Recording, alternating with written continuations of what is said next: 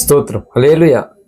దేవుని పరిశుద్ధ వాక్య భాగం నుండి యోహాను సువార్త 6వ అధ్యాయము 36, 37 వచనాలను చదువుకుని క్లుప్తంగా వాక్యాన్ని ధ్యానం చేసుకుందాం.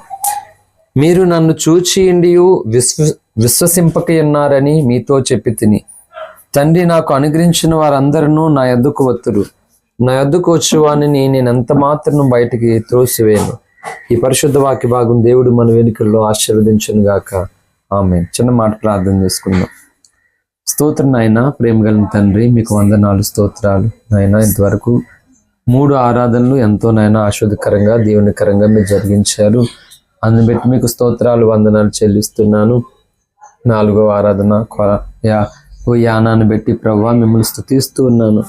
చదవబడినటువంటి లేఖనం ద్వారా చేరిన నాతో మాతో మాట్లాడండి అయ్యా. చిన్ని మందిగా మేము ఉన్నామయ్యా, కానీ నాయనా నువ్వు మాకు చాలినటువంటి దేవుడు, మాకు తోడుగా ఉండే దేవుడు ప్రభువా, మమ్మల్ని ప్రేమించుచున్న దేవుడు. నా తండ్రి, నిధివి కలిగినటువంటి వాక్యము అయ్యా వివరించండి, మాకు తెలియపరచండి, మమ్మల్ని దర్శించండి ప్రభువా. మేము లోబడినట్లుగా, మేము దిద్దుకున్నట్లుగా, మేము బాగుపడినట్లుగా, మేము దీవించబడినట్లుగా ప్రభువా నాతో మాతో మాట్లాడి ప్రతి అపవాది కార్యాలు అయిపరచమని యేసయ్య నామమున ప్రార్థిస్తున్నాం తండ్రి. ఆమేన్, ఆమేన్. హల్లెలూయా. దేవుని పరిశుద్ధ నామానికి మహిమ కలుగును గాక.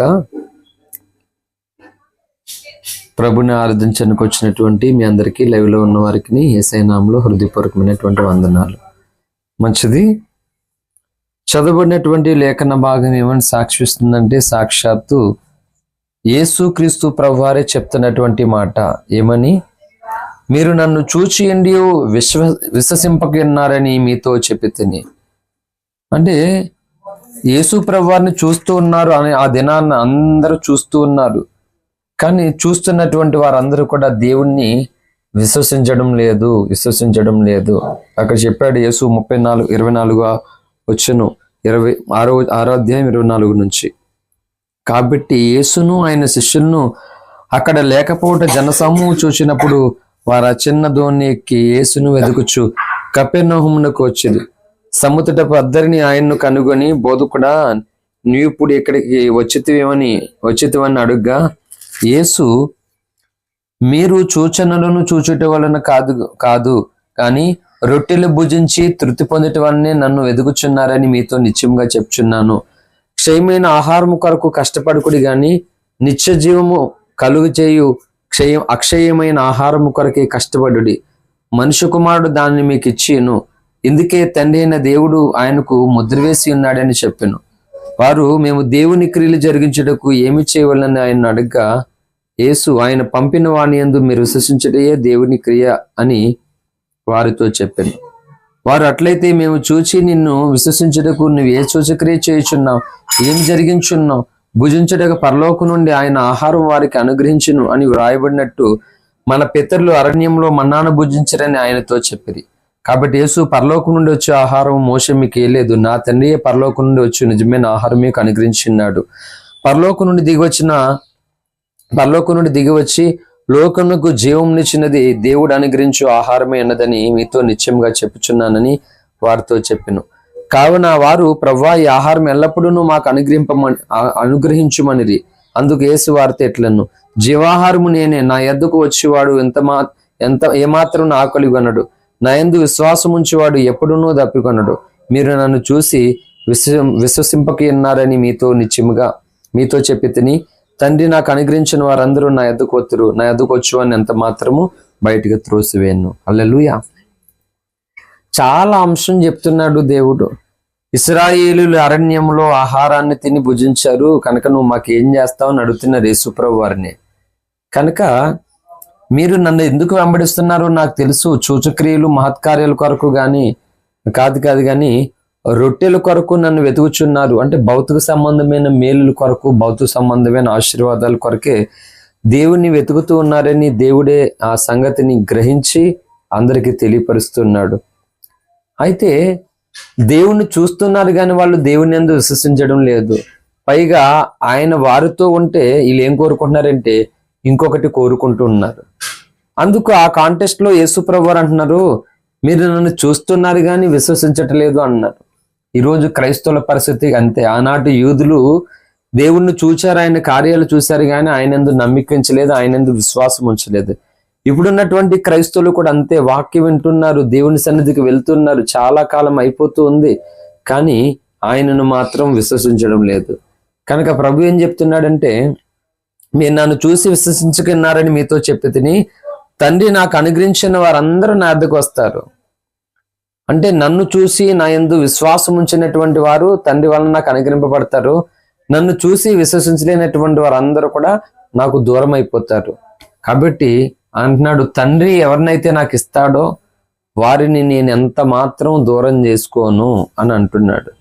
తండ్రి వలన కొందరు అనుగ్రహింపబడతారంట. అంటే తండ్రి ప్రేమను చూసి యేసు దగ్గరకు కొందరు వస్తారంట. ఆ వచ్చినటువంటి వారు యేసునందు విశ్వాసం ఉంచినప్పుడు వారిని దేవుడు ఎన్నడూ బయటికి త్రోసివేను. ఎంత అద్భుతం చెప్తున్నాడు, నా ఎద్దుకు వచ్చేవాడిని నేను ఎంత మాత్రము బయటికి త్రోసివేను అన్నాడు. మరి ఒక మాట అలాగనుకుంటే చాలా మంది త్రోసివేయబడ్డారు. పరలోకంలో ఒక కెరూబుల్లో ఒక కెరూబు అయినటువంటి ఒక దూత త్రోయబడ్డాడు. వానితో పాటు అనేక మంది దేవదూతలు త్రోయబడ్డారు. ఇస్కరేతి యోధా త్రోయబడ్డాడు, బిలాము త్రోయబడ్డాడు, కయ్యను వెలివేయబడ్డాడు ఏకంగా ఏతేను తోటలో నుండే. మరి అప్పుడు ఏమని చెయ్యాలి మనం?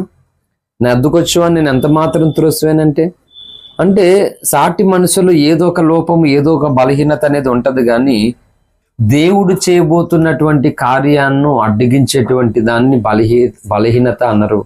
అదే భయంకరమైనటువంటి దుర్మార్గమైనటువంటి చర్య. కాబట్టి దేవుని దగ్గరకు వచ్చినటువంటి వారు చిన్నలు పెద్దలు అనేకులు ఉన్నారు, వాళ్ళకి అనేక రకాల బలహీనతలు ఉన్నాయి. వారు ఎవరిని దేవుడు త్రోసివేయలేదు, కానీ దేవుణ్ణి ప్రేమించే వారిని దేవుడు ఎప్పుడూ త్రోసివేయడంట, ఎప్పుడూ విడిచిపెట్టడంట. వారిని తల్లి తండ్రి సమస్తం లోకం విడిచిపెట్టినా కానీ దేవుణ్ణి దేవుడిగా అంగీకరించి ప్రేమించినటువంటి వారిని ఎన్నడూ దేవుడు బయటకు త్రోసివేయడు, ఎన్నడూ దేవుడు మర్చిపోడు.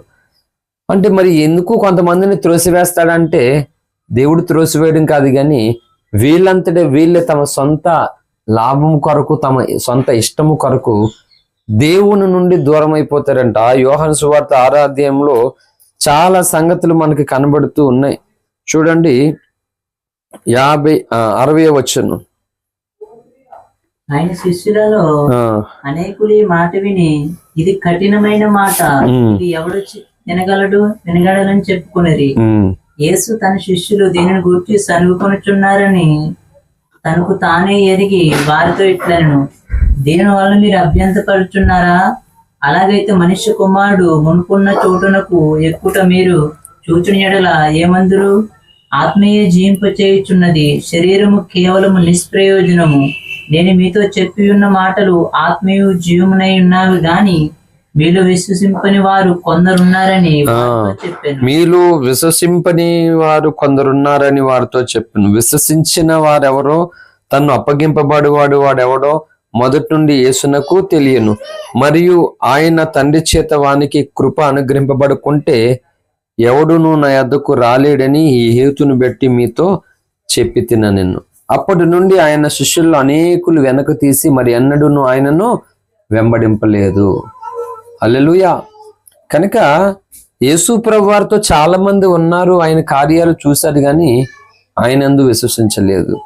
కనుక ఆయనతో ఉండి ఆయనను గూర్చినటువంటి సంగతులు వింటూనే తెలుసుకుంటూనే ఆయన ఎప్పుడైతే వీరు విశ్వసించట్లేదో వీరు అనేక రకమైనటువంటి దురాలోచనలోకి వెళ్ళిపోతారు. వాళ్ళందరూ కూడా దేవునికి దూరం అయిపోతారు అన్నమాట, వినరు. అందుకని బైబిల్ గ్రంథంలో అత్యంత బలహీనమైనటువంటి స్థితిలో ఉన్నప్పటికీ బీదలాజర్ లాంటి వారు సైతము కూడా ఎందుకు అంత ఉన్నతమైన ఖ్యాతిని వారు పొందుకోగలిగారు అంటే, వారు తాము వినిన సంగతులందు విశ్వాసం ఉంచారు, తను చూచినటువంటి వాని యందు విశ్వాసం ఉంచాడు. కనుక ఈరోజు క్రైస్తవులు ఎన్నో సంగతులు వింటూ ఉన్నారు, ఎన్నో కార్యాలు చూస్తూ ఉన్నారు. కన్నులారా చూస్తూ, చెవులారా వింటూ ఇన్ని చేసినప్పటికీ యేసునందు విశ్వాసం ఉంచలేనటువంటి వారిగా హృదయ కాఠిన్యం చెప్పున ప్రవర్తిస్తూ ఉన్నారు, నడుచుకుంటూ ఉన్నారు. దానివల్ల నష్టపోతారట వాళ్ళందరూ. కనుక రేపొద్దుటే శ్రమల కాలం వచ్చినప్పుడు ఈ యేసునందు విశ్వసించకుండానే ఉన్నటువంటి అనేకులు అప్పుడు ఖచ్చితంగా ఒక శ్రమ వస్తుంది, అప్పుడు కరువు వస్తుంది, కొంత ఇబ్బంది వచ్చేసరికి ఖచ్చితంగా వాక్యం నిమిత్తం కలిగినటువంటి శ్రమను బట్టి వాళ్ళు దూరం అయిపోతారు, వెళ్ళిపోతారు అన్నమాట. చాలా ప్రమాదం. అందుకే దేవుడు అంటున్నాడు, నా యొద్దకు వచ్చేవాడిని నేను ఎంత మాత్రము బయటికి త్రోసివేయను. కనుక యేసయ్యే కావాలని ఆయన మీద ఆనుకుని ఆయన కొరకు నిలబడి, కోలంకి చెప్పినట్లుగా ఆయన కొరకు శ్రమనైనా సరే మనం ఓర్చుకుని ఉన్నప్పుడు దేవుడు తన దేవుని ఎరిగినందుకు, దేవుని యందు విశ్వాసం ఉంచినందుకు మనం ఎంత కఠినమైనటువంటి సవాల్ని ఎదుర్కొని ఆయన కొరకు నిలబడ్డామో, ఇది ఎరిగినటువంటి దేవుడు ఖచ్చితంగా మనల్ని త్రోసివేయకుండా మనల్ని కాపాడుకుంటాడట. హల్లెలూయా. చాలా ఉన్నాయి నా శక్తికి మించినటువంటి సంగతులు. ఇప్పుడు 3 ప్రసంగాలు 3 చోట్ల చేసినటువంటి దానికంటే ఇప్పుడు ఎత్తుకున్నటువంటి లేఖనములు అంత విలువైనటువంటి సంగతులు ఉన్నాయి మాట. హల్లెలూయా. ఫైనల్గా ఏమంటాడంటే, మీరు నన్ను చూచిండి కూడా విశ్వసింపకున్నారని మీతో చెప్పి తిని, తండ్రి నాకు అనుగ్రహించిన వారందరూ నా యొద్దకు వత్తురు, నా యొద్దకు వచ్చేవాడిని నేను ఎంత మాత్రం బయటకు త్రోసివేయను. ఇప్పుడు ఎవరిని బయటకు త్రోసివేయడు యేసుప్రభువారు అని అంటే, యేసుప్రభువారి దగ్గరికి వచ్చినటువంటి వారిని. యేసుప్రభువారి దగ్గరికి ఎవరు వస్తారట? తండ్రి అనుగ్రహించినటువంటి వారు వస్తారట. ఇప్పుడు చెప్పాలంటే ఈ కాంటెస్ట్ లో మన అంశం ఏంటంటే, తండ్రి ఎవరిని అనుగ్రహిస్తాడో అది సబ్జెక్ట్. హల్లెలూయా. ఇప్పుడు చెప్పండి, యేసుప్రభువారు చెప్పేశాడు, నా అద్దకు వచ్చినా ఎంత మాత్రం నేను త్రోసివేయను. యేసుప్రభువారి దగ్గరికి ఎవరు వస్తారట? తండ్రి పంపిస్తాడట. తండ్రి దగ్గర నుంచి వస్తాడంట.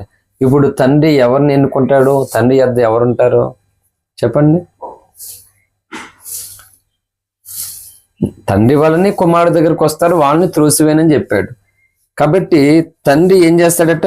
మళ్ళీ చదువుతున్నాను చూడండి. తండ్రి నాకు అనుగ్రహించిన వారందరూ నా యొద్దకు వస్తారు.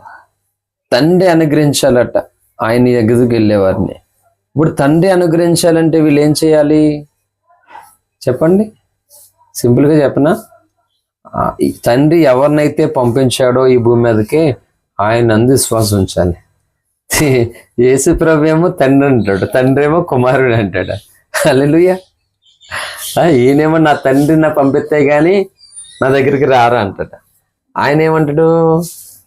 యోహాను సువార్త 3:16, దేవుడు లోకమును ఎంతో ఈ తండ్రి ఎంతో ప్రేమించాడు, తన అద్వితీయ కుమారునిగా పుట్టినవాని యందు విశ్వాసముంచు ప్రతి వాడును నశింపక నిత్య జీవము పొందినట్లు ఆయనను అనుగ్రహించాడు.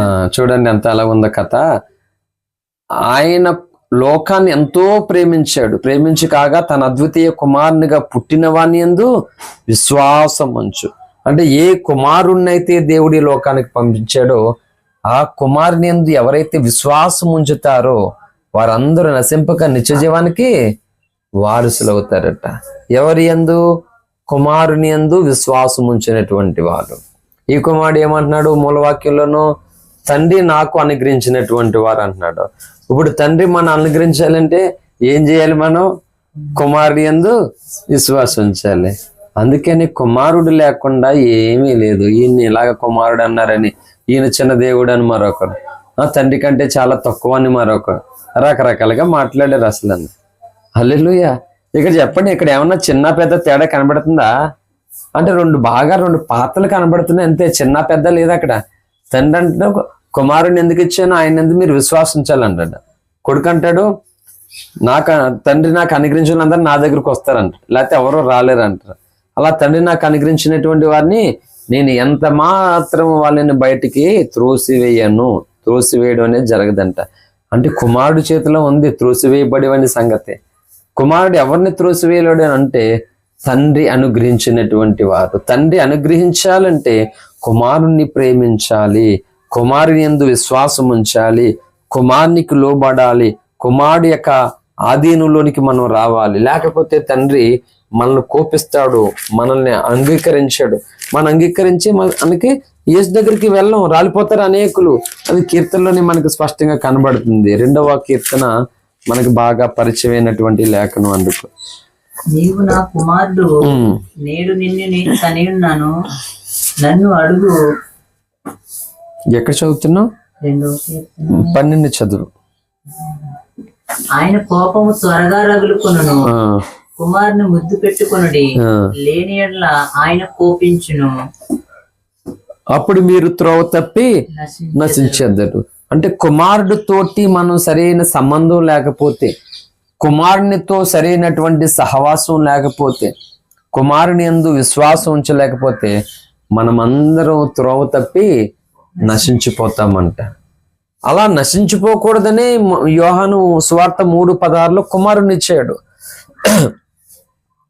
ఎవరైతే నశించిపోకూడదని తన కుమారుని ఇచ్చాడో, ఇప్పుడు ఆ కుమారుని ఇచ్చిన తర్వాత కూడా ఏం చేస్తున్నారట? నశించిపోతూ ఉన్నారట. ఇది చాలా ప్రమాదం మాట. అంటే కుమారుడు వచ్చాడు, నశించడానికి ఇప్పుడు వీలు లేదు. నశింపబోని ఒక కుమారుని ఇచ్చాడు దేవుడు. ఇప్పుడు కుమారుడు వచ్చి మనల్ని నశింపక రక్షించడానికి వచ్చాడు. అయితే ఇప్పుడు ఏం చేస్తున్నారు వీళ్ళు? ఆ కుమారుని యందు విశ్వాసం ఉంచట్లే. ఇప్పుడు ఇలా విశ్వాసం ఉంచలేనటువంటి వారిని దేవుడు ఎలాగ అంగీకరిస్తాడు చెప్పండి? అంగీకరిస్తాడా? అంగీకరించాడు. దేవుడు అంగీకరించలేకపోతే వీళ్ళని యేసు దగ్గరికి వెళ్ళరు. వీళ్ళు యేసు దగ్గరికి వెళ్ళినప్పుడు యేసులు ఎలాగ బయటకు త్రోసివేయకుండా కాపాడుకోవాలి అంటే వీళ్ళు ఖచ్చితంగా నష్టాల పరిస్థితుల్లోనికి వెళ్ళిపోయారని అర్థం. హల్లెలూయా. కాబట్టి చాలా జటిలమైనటువంటి అంశం దాగి ఉంది ఇందులోను. అనేకులు కఠినమైన మాట అనుకుని యేసునందు విశ్వాసం ఉంచడం మానేసి ఆయనను వదిలేసి వెళ్ళిపోయారు అనగా అర్థం ఏంటంటే, దేవుడు వారిని త్రోసివేయకుండా కాపాడుకోవాలనుకున్నటువంటి స్థితిలో నుండి, దేవుని చేతిలో నుండి, దేవుని కృపలో నుండి అనేకులు తమంతటి తామే తొలగిపోయారు.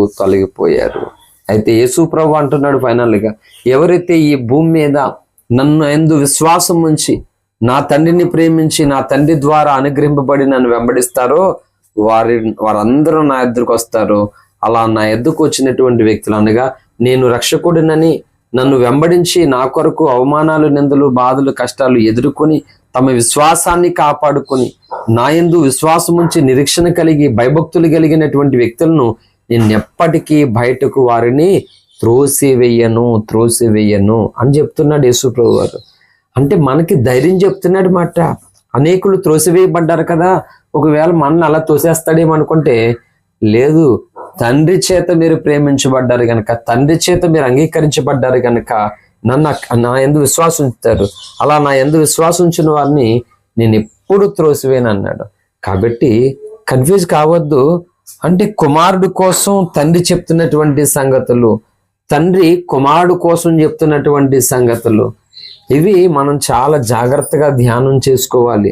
చాలా జాగ్రత్తగా మనం అర్థం చేసుకోవాలి. అలా అర్థం చేసుకున్న నాడు ఏం కలుగుతుందంటే, ఒకటి కలుగుతుంది, ఓహో మన కొరకు తండ్రి కుమారుణ్ణి అప్పగించాడు. ఇప్పుడు మనం ఆ కుమారుని యందు విశ్వాసం ఉంచితే తండ్రి మనల్ని యాక్సెప్ట్ చేస్తాడో, ఎప్పుడైతే తండ్రి అలా అంగీకరిస్తాడో మనల్ని, అప్పుడు మనల్ని యేసయ్య దగ్గరకు పంపిస్తాడో. యేసయ్య ఏం చేస్తాడంటే ఖచ్చితంగా వారిని అంతవరకు కాపాడతాడు, అంతవరకు నడిపిస్తాడు. బయటికి ఎట్టి పరిస్థితుల్లోనూ ఏదో చిన్న లోపం ఉంది, తప్పు ఉంది, బలహీనత ఉందని ఆయన త్రోసివేసేవాడు కాడు. అందుకని ఆయన శరణం పొంది ఆయన కొరకు అప్పగించుకున్నట్లయితే ఎట్టి పరిస్థితుల్లోనూ మనము త్రోసివేయబడము. హల్లెలూయా. కాబట్టి త్రోసివేయబడకుండా ఉండాలంటే ఏం చేయాలంట? యేసునందు విశ్వాసం ఉంచాలి. మన కొరకు ఎవరైతే పంపింపబడ్డారో అనగా బలియాగము కొరకు ఎవరైతే ఈ భూమి మీదకి అనుగ్రహింపబడి ఉన్నారో వాని యందు విశ్వాసం ఉంచాలి. వానిని మన హృదయంలో చేర్చుకోవాలి. ఆ వాక్య శరీరధారైనటువంటి యేసుకి ఇష్టముగా ఆయనను పోలి మనం నడుచుకున్నప్పుడు తండ్రి మనల్ని అంగీకరిస్తూ ఉంటాడు అన్నమాట. హల్లెలూయా. ఇప్పుడు మన ఇంటికి ఎవరన్నా వచ్చారనుకో, సపోజ్ మన పిల్లల్ని బట్టి ఎవరైనా మన ఇంటికి వచ్చారనుకో, పిల్లల్ని బట్టి వచ్చారు కాబట్టి వాళ్ళని యాక్సెప్ట్ చేస్తారు. పిల్లలకి ఎవరో తెలియదు, మీరెవరో మాకు తెలియదు, మా పిల్లలకి తెలియదు అని అనరు. అంటే మీ పిల్లలు రమ్మన్నారు, ఆ పిల్లల ద్వారా వచ్చామంటే ఆహా మా పిల్లలు రమ్మన్నారా, ఎందుకు రమ్మన్నారు చూడ వచ్చారని అంటున్నారు. అలాగా తండ్రి యేసు ప్రభు వారి ద్వారా మనల్ని అంగీకరిస్తాడు. యేసు లేకుండా తండ్రి అంగీకరించాడు. అలాగే యేసయ్య కూడాని తండ్రి అంగీకరించలేనటువంటి వారు ఎవరు కూడా యేసు దగ్గరికి రాలేరంట. కాబట్టి మనల్ని అంగీకరించడానికి అటు తండ్రి పాత్ర, ఇటు యేసు ప్రభు వారి పాత్ర ఎంతో ప్రాముఖ్యమైనది. కాబట్టి మనం ఏం చేయాలంటే ఆయన ఎద్దుకు వచ్చాము గనక ఆయన ఎద్దు విశ్వాసము నుంచి ఆయన మనల్ని త్రోసివేయకుండా, అంటే త్రోసివేసేలాగా ఉండకూడదు. మనం ఎప్పుడూ మనల్ని దగ్గరికి చేర్చుకుని మనల్ని కౌగిలించుకుని తన కృపలో మనల్ని పాలిభాగస్తులు చేయగలిగినటువంటి గొప్ప స్థాయిని పొందుకోవాలి ఆయన దగ్గర. అటువంటి విశ్వాసంతో మనం వెంబడించాలంట. అంటే యేసుని వెంబడిస్తున్నప్పుడు మనకున్న విశ్వాసాన్ని ఆయన చూసి సంతోషించాలి దేవుడు. ఎలాంటి విశ్వాసం లేకుండా అప్పుడు చెప్పాడు, రొట్టెల కోసమే మీరు నన్ను వెంబడిస్తున్నారు అని అంటే వీళ్ళు దేవుడు ఎలాగ అంగీకరిస్తాడు? వీళ్ళని రొట్టెల కోసం వస్తున్నారట. చాలా మంది స్వస్థత ప్రార్థన అంటూ వెళ్ళిపోతున్నారు. అంటే వాక్యంతో సంబంధం లేదు. ఇంకెన్నిసార్లు అయినా బ్రతకంతా వీళ్ళకి స్వస్థత ప్రార్థనే కానీ రవంత వాక్య ప్రత్యక్షత వీళ్ళకి కలగదు. అయ్యో, వాక్యమైనటువంటి దేవుని నేను పట్టుకోవాలి, గణపరచాలనే ఆశ ఎప్పటికీ కలగదు. వీళ్ళు బ్రతుకు కాలం అంతా అద్భుతం అద్భుతం అద్భుతం అంటూనే తిరుగుతారు. ఒకవేళ అక్కడ జరగకపోతే ఇంకో ఆయన దగ్గరికి పోతారు, అక్కడ జరగకపోతే ఇంకొక దగ్గర. వీళ్ళకి కావాల్సిన అద్భుతం అయినప్పుడు ఆ అద్భుతం ఎక్కడైనా ఒకటి. వీళ్ళకి 3 మంది క్రైస్తవులు ఉన్నారు, ఎక్కడో భూత వైద్యుడు, మంచి భూత వైద్యుడు అంటే బాగా కడతాడంట దెయ్యాల కంటే, వెళ్ళిపోతున్నారు. అంటే చూడండి మరి వీళ్ళని ఏమనుకోవాలో. అంటే వీళ్ళకి తాత్కాలికంగా వెంటనే అప్పటికప్పుడు ఉపశమనం కలగాలి, అద్భుతాలు జరిగిపోవాలి. అంటే దేవునికి వేరుగా నేను ఒకటి పొందుకోవడం మంచిది కాదు, దేవునికి విరోధంగా ఇది చేయడం అనేది మంచిది కాదనేటువంటి ఆలోచన వాళ్ళకి లేదు. అప్పుడు వాళ్ళు ఏమి విశ్వాసం ఉంచినట్టు యేసుని? ఇది భూత వైద్యుల దగ్గరికి పరిగెట్టి ఏండి ఇలా చేసేటువంటి వారు యేసుని ఏమి విశ్వసిస్తున్నారు వీళ్ళు? అంటే యేసు ద్వారా భౌతికంగా ఏదో పొందుకోలేనే తప్ప ఇంక ఏదీ లేదు మాట. కాబట్టి మనం యేసునందు ఏమి విశ్వసించాలంటే ఈయనే మన రక్షణకర్త. హల్లెలూయా. ఈయనే మనకి రక్షణకర్త, ఈయనే మన పాపం నుండి మనల్ని విమోచించువాడు, ఈయనే మనల్ని యుగయుగాలు తనతో పాటు ఉండనిచ్చేటువంటి వాడని గుర్తించి ఆయనకు లోబడి ఆయనందు భయభక్తులు కలిగి ఇంకా ఆయనకు మన విధేయత కలిగి ఆయనందు విశ్వాసం ఉంచినప్పుడు తండ్రి మనల్ని అంగీకరిస్తాడు. తండ్రి అంగీకరించినటువంటి వారందరూ యేసును వెంబడిస్తారు. అలా యేసును వెంబడించినప్పుడు నీ జీవితంలో ఒకవేళ అందరూ నిన్ను త్రోసివేయచ్చు, అందరూ నిన్ను వెలివేయచ్చు, కానీ యేసు మాత్రము అందరికంటే ఎక్కువగా తోడయండి ఎప్పటికీ ఎన్నడూ బయటికి త్రోసివేయకుండా నిన్ను నన్ను కాపాడుకుంటాడు. అలా ఆయన కాపాడుకునేంత విశ్వాస పరిమాణాన్ని మనం కలిగి ఉండాలి. అప్పుడే దేవుడు సంతోషిస్తాడు. ఏముంది విశ్వాసం? ఈ రోజు క్రైస్తవులకి యేసు ఒక చోట పెడుతున్నారు, వీళ్ళు ఒక చోట ఉంటున్నారు. ఏంటి లేదు? విశ్వాసం లేదు, సరైనటువంటి విశ్వాసం లేదు. అందుకే అపోస్తలులు చాలాసార్లు ప్రార్థన చేశారు. లూకా సువార్తలో ఒక మాట ఉంటుంది, చెప్పి నేను ముగించేస్తాను. గుర్తుంటే మీకు రిఫరెన్స్ తెలితే ఒకసారి నాకు జ్ఞాపకం చేయండి. అక్కడ ఏముంటుందంటే అపోస్తలులు తమ విశ్వాసమును వృద్ధిపరచమని ఆయనను వేడుకొనిరి అని ఉంటది అన్నమాట. లూకా సువార్త 17వ అధ్యాయం 5వ వచనం.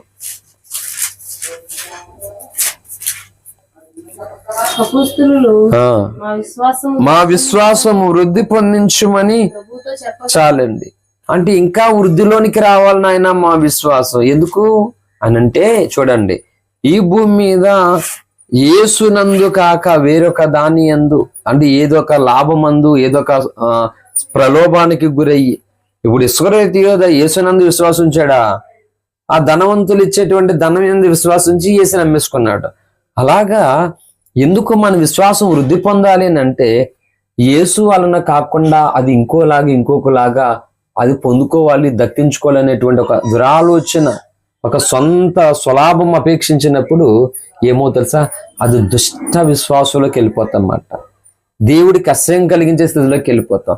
ఇప్పుడు ఫర్ ఎగ్జాంపుల్ బైబిల్లో రాజుల గ్రంథంలో 5వ అధ్యాయం చివరిలో గెహజీ మనకు కనపడతాడు, 2వ రాజులను. చెప్పండి, దైవజనుడు అందు విశ్వాసం ఉందా తనకి? ఏమన్నానే దైవజనుని అందు విశ్వాసం లేదు తనకి. ఆ సిరియా దేశస్థుడైన నయమాను తెచ్చినటువంటి దాని మీద ఉంది విశ్వాసము. ఇప్పుడు చెప్పండి, ఆ విశ్వాసం వలన తనకి కలిగినటువంటిది లాభమా నష్టమా? నష్టము. ఏమొచ్చింది అంటే, అతడు పోగొట్టుకున్న కుష్టి వ్యాధి తెచ్చుకున్నాడు మరణం వరకున్నా. అంటే దైవజను యందు విశ్వాసం ఉంచడం వల్ల దైవజనుడి మీద ఉన్న అభిషేకం పనిచేస్తుంది. ఇప్పుడు దైవజనుడికి వేరుగా ఇంకొక దాని యందు విశ్వాసం ఉంచుకుని అదే తెచ్చుకున్నాడు, కీడు తెచ్చుకున్నాడు అన్నమాట. అలాగన మన జీవితాల్లో యేసునందు విశ్వాసం ఉంచినప్పుడు మనకి ఇంకా నూతన విశ్వాసం వృద్ధిలోనికి వెళ్తాము. ఇంకా యేసు వలన మనం దగ్గరగా మనం అంగీకరించబడతాము. తండ్రి అయిన దేవునికి ఇష్టలుగా ఉంటాం, యేసయ్యకి ఇష్టలుగా ఉంటాం, పరిశుద్ధాత్మకి ఇష్టలుగా ఉంటాం. అప్పుడు వీరు ముగ్గురు కలిసినటువంటి త్రియేక దేవుడు మన పట్ల మన విశ్వాసానికి తగినటువంటి పరిమాణం చొప్పున ఎన్నో ఆశ్చర్యమైన కార్యాలు చేస్తాడు దేవుడు. ఇంక ఈ రొట్టెల కోసమే, ఈ స్వస్థతల కోసమే, అద్భుతాల కోసమే విశ్వాసించినటువంటి వారు ఒకరోజు ఖచ్చితంగా మత్తయి సువార్త 7వ అధ్యాయము 21, 23 వచనాల్లోనికి వెళ్ళిపోతారు వాళ్ళందరూ. యేసునందు విశ్వాసం ఉంచకుండా భౌతిక సంబంధమైన దాని మీద ఉంచేటువంటి వారందరూ కూడా ఈ మత్తయి సువార్త 7, 21, 23 వచనాల్లోనికి వెళ్ళిపోతారు. చదువుకుని ముగించుకుందాం. ప్రభువా ప్రభువా అని నన్ను పిలుచు ప్రతివాడును పరలోక రాజ్యంలో ప్రవేశింపడు గాని పరలోకమందున్న నా తండ్రి చిత్త ప్రకారం చేయవాడే ప్రవేశించును. ఆ దినమున అనేకులు నన్ను చూచి ప్రభువా ప్రభువా నీ నామమున దెయ్యములు వెళ్ళగొట్టలేదా, ప్రవచించలేదా, నీ నామమున అనేకమైన అద్భుతములు చేయలేదా అని చెప్పుదురు. అప్పుడు నేను మిమ్మల్ని ఎన్నడూ ఎరగను, అక్రమం చేయవారులా నా యొద్ద నుండి పోండి. అంటే క్రమం లేని వారులారా నా యొద్ద నుండి పోండి అని దేవుడు వారిని హెచ్చరించాడు, బయటకు త్రోసివేశాడు, వెళ్లివేశాడు. మరి ఇప్పుడెట్టి సువార్తలు యోహాను సువార్త 6 మనం చదివిన లేఖనాల్లో నా యొద్దకు వచ్చి అంత మాత్రం త్రోసివేను అన్నాడు. ఇప్పుడు ఎవరిని త్రోసివేశాడు ఈయన చెప్పండి? క్రమం లేని వాళ్ళని త్రోసివేశాడు, క్రమం ఉన్న వాళ్ళని త్రోసివేయడు. ఏదో బలహీనత ఉండొచ్చు, లోపం ఉండొచ్చు, అందువల్ల తోసాడు. నీ క్రమాన్ని చూస్తాడు ఆయన. క్రమం లేనటువంటి వారందరినీ త్రోసివేస్తాడంట ఆయన. అందుకని మూలవాక్యులనేమో తండ్రి చేత అనుగ్రహింపబడిన వారు నా ఎద్దుకు వస్తారు, నా ఎద్దుకు వచ్చి ఎంత మాత్రం బయటకు త్రోసివేను అన్నాడు. ఇక్కడ అనేకులు ఈయన ఎద్దుకు వచ్చారు, అలాగొచ్చి ప్రభా ప్రభా అన్నారు. మీరు ఎవరో నాకు తెలియదు, బయటకు పోండి అన్నాడు. ఎందుకు అంటే క్రమం లేనటువంటి వారు, అక్రమం లేనటువంటి వారు. కనుక దేవుడి వాళ్ళ మనల్ని అంగీకరించాలంటే, దేవుడు మనల్ని త్రోసివేయకుండా ఉండాలి అంటే మనము క్రమము కలిగిన భక్తులుగా ఉండాలి. హల్లెలూయా. క్రమము కలిగిన విశ్వాసాన్ని ఉంచాలి. ఉంచవలసినటువంటి విశ్వాసం ఆ డబ్బు మీద, ఆ తినే తిండి మీద కాదు. అలాగ డబ్బు మీద కొంతమంది, తిండి మీద కొంతమంది ఉంచి అసలైన ఆనంద విశ్వాసం లేకుండా వాళ్ళు బయటికి త్రోసివేయబడ్డారు. ఇవన్నీ చెప్తున్నాడు యేసుప్రభువారు యోహాను సువార్త 6వ అధ్యాయంలో. మీరు నా యందు విశ్వాసం లేదు, మీకు రొట్టెల కోసం నా దగ్గరకు వచ్చారన్నారన్నమాట. అందుకని మనం చెప్పగాలి, యేసయ్యా నేను ఎవరి కోసం రాలేదు, నీ కోసమే వచ్చాను యేసయ్యా. నాకు ఏమి ఇచ్చినా ఇవ్వకపోయినా నువ్వే నాకు కావాలి. ఐ వాంట్ యూ, నువ్వు నాకు కావాలంతే తండ్రి. నేను నీతో ఉండాలి, నువ్వు నాకు కావాలి. నీ ఇష్టం ఏమన్నా ఇవ్వాలనుకుంటే ఇవి ఇచ్చినా నీకు, నేను నిన్ను ప్రేమిస్తాను, ఇయ్యకపోయినా నేను నిన్ను ప్రేమిస్తాను. నేను నిన్ను మాత్రం వదలను. I love you Yesayya, I love my Jesus అని చెప్పాలి. హల్లెలూయా. కాబట్టి యేసునందు ఎలాంటి విశ్వాసం కలిగినటువంటి వారిగా మనం ఉంటే మనలను ఎవ్వరూ త్రోయరు. యేసయ్య కూడా అన్నాడు, నేను కూడా మిమ్మల్ని త్రోయను, ఎంత మాత్రం త్రోసివేయను బయటకు అన్నాడు. ఎందుకంటే నా యందు మీరు విశ్వాసం ఉంచారు. ఇప్పుడు అంటే యేసునందే విశ్వాసం అంటే ఖచ్చితంగా క్రమంలోనికి వస్తారు వీళ్ళు. అందుకని ఈరోజు క్రైస్తవ సంఘాలు అనేకులు యేసునందు విశ్వాసం లేదు గనక వీళ్ళలో క్రమము లేదు. ఆ క్రమం ఎప్పుడైతే లేదు తండ్రి అయిన దేవుడు అంగీకరించలేకపోతున్నాడు, ప్రభువైన యేసు కూడా అంగీకరించలేకపోతున్నాడు. వీళ్ళిద్దరు అంగీకరించలేనప్పుడు వీళ్ళని ఎవరు అంగీకరిస్తారంటే సాతాను అంగీకరిస్తాడన్నమాట. ఎందుకంటే దేవుని చేత వీళ్ళు త్రోసివేయబడతారు కనుక. హల్లెలూయా. కాబట్టి ఎంత మ్యాటర్ ఉంది. ఈ 3 ప్రసంగాల కంటే మించింది ఇప్పుడు. మళ్ళా 3 ప్రసంగాల కంటే ఎక్కువ సబ్జెక్ట్ వస్తుంది మాట ఇప్పుడు. హల్లెలూయా.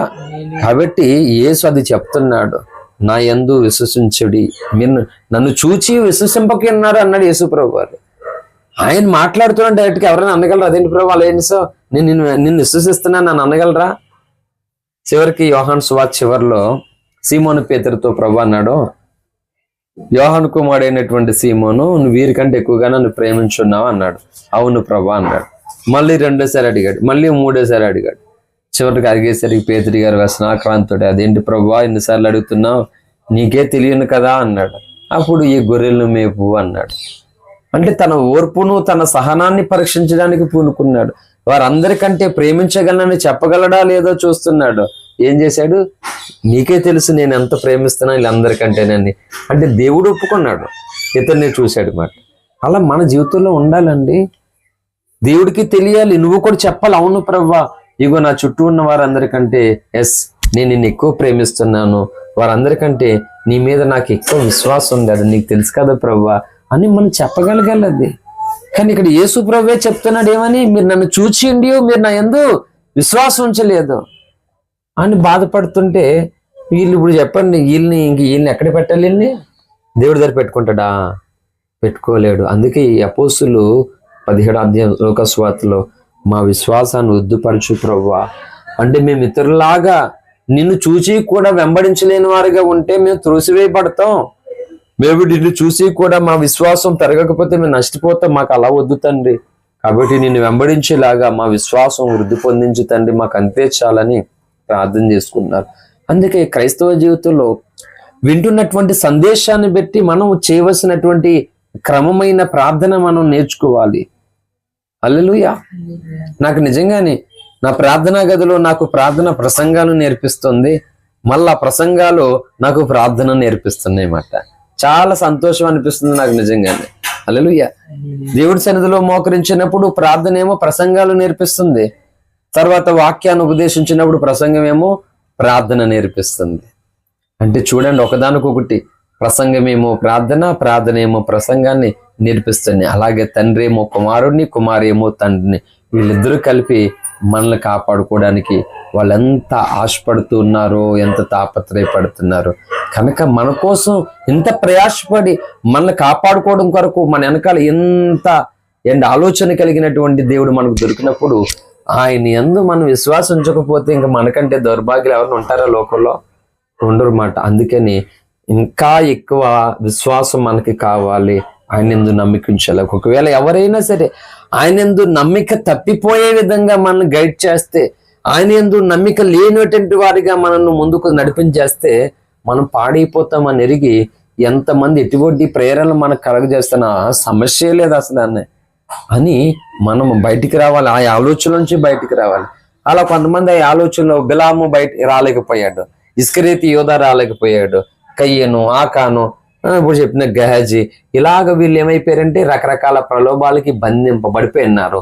చివరికి వీళ్ళు దేవుణ్ణి సన్నిధి నుండి బయటకు త్రోసివేయబడ్డారు వీళ్ళందరూ కూడా. బీద లాజరు లాంటి వాడు చూడు, ఎవడో కదపలేకపోయాడు. అసలైన నిలకడైనటువంటి స్థిరత్వంతో కూడినటువంటి భక్తి చేశారు, ఎవరు కదపలేకపోయారు అతన్ని. ఎందుకు? తన విశ్వాసం అలాగుంది, ఆ విశ్వాసం అలాగుంది. స్వస్థత లేనందువల్ల బాధ లేదు, తనకి ఏమీ లేనందువల్ల బాధ లేదు. ఏ విశ్వాసంతో ఉన్నాడో చివరికి ఆయన దగ్గరికి నిశ్చలమైనటువంటి ఆ రాజ్యాన్ని చేరుకోగలిగాడు. కాబట్టి దేవుని కార్యాలు చూసి, ఆయన మాటలు విని, ఆయన చేస్తున్నటువంటి ఎన్నో మనం అనుభవించి కూడా ఆయనందు విశ్వసించకపోతే దేవుడు మనల్ని అంగీకరించాడు. దేవుడు మనల్ని అంగీకరించకపోతే యేసుక్రీస్తు ప్రభువారు మనల్ని బయటికి త్రోసివేస్తాడు. అలా త్రోసివేస్తే మనల్ని ఎవరు పట్టుకుంటారంటే అపవాది పట్టుకొని వానితో పాటు యుగయుగాలు ఆరిని అగ్నిగుండాలకు తీసుకెళ్లిపోతాడు. అందుకే క్రైస్తవ సమాజమా, యేసునందు విశ్వాసం ఉంచాలి. యేసును చూచి కూడా విశ్వసించలేనటువంటి వారి బ్యాచ్ లో మనం ఉండడానికి వీలు లేదు. ఆయన చూసినటువంటి మనం, ఆయన కోసం విన్నటువంటి మనం మరీ ఎక్కువగా ఆయనందు విశ్వాసం ఉంచి ఆయన కృపలో నుండి ఎన్నడూ బయటికి త్రోసివేయబడలేనంత డీప్ గా దేవునితో మనం అంటి కట్టబడాలి. అప్పుడు చెప్పాడు యోహాను సువార్త 15వ అధ్యాయంలో, నా యందు ఎవడు నిలిచిందని, ఎవనియందు నా యందు మీరును మీ యందు నా మాటలు నిలిచిందని ఎడలా మీకు ఏది ఇష్టమో అడుగుడని చెప్పాడు మాట. హల్లెలూయా. కాబట్టి ఇలాగన విశ్వాసం ఉంచినప్పుడు దేవుడు సంతోషిస్తాడు. వారిని త్రోసివేయక దేవుడు తన కృపలో కాపాడుకుంటాడు. అలాగున యేసునందు విశ్వాసం ఉంచి తండ్రి చేత అనుగ్రహింపబడి యేసు చేత భద్రపరచబడదాం. అటువంటి కృప పరిశుద్ధాత్మ దేవుడు మనందరికీ అనుగ్రహించును గాక. ఆమేన్, ఆమేన్. Thank you. అందరికి వందనాలు. అమ్మ ఫ్యాన్ వేసారు. Thank you Lord. ప్రార్థన